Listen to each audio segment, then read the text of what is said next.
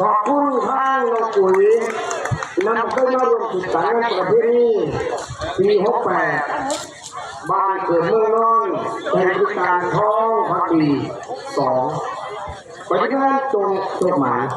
3 2ไป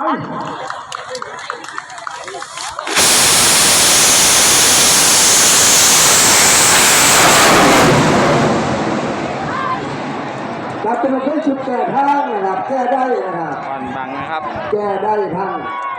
เมื่อเศร้าดึงไปด้านซ้ายบังไปด้านขวาเป็นบังค่อยดึงตัวเองบุดบัดนะตัวเลขก็สูงทั้งก้มโน้มมากหน่อยสำเร็จกันไป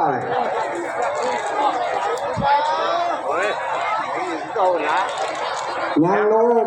ยังไหลแดกเก่าเลยไหลเลยแดกเก่าเลยลองปุ๋ยเลยไหลกับแดกเก่าเลยครับโอ้ยมาลากครับดันเลยลายเลย